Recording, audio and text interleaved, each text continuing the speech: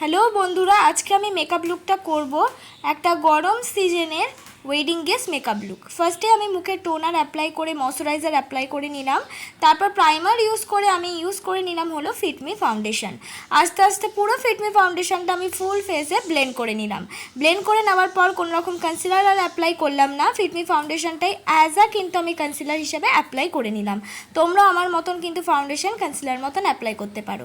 সুন্দর করে আমার আইব্রোটাকে আমি ড্র করে নিলাম, একদম ওভার ড্র করিনি, একদম লাইন বা লাইন ড্র করেছি।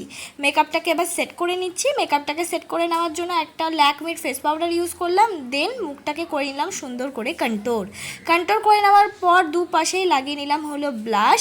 আর মার্সের ব্লাশ আর মার্সের কন্ট্রোর কিন্তু আমি আজকে ইউজ করেছি। তারপর সুন্দর করে মুখটাকে করে নিলাম হাইলাইট।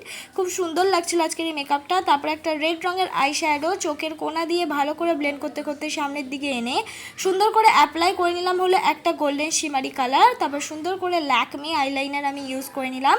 মার্সের মাস্কারা আমি সুন্দর করে অ্যাপ্লাই করে নিলাম। তারপর একটা রেড রঙের লিপস্টিক পরলাম। এইটাই আমার ফাইনাল লুক বন্ধুরা, খুব সুন্দর। এইভাবে তোমরা বিয়েবাড়িতে যে কোনো অনুষ্ঠানে এরকমভাবে সাজলে কিন্তু সত্যি অনেক বেশি সুন্দর লাগবে তোমাদেরকেও।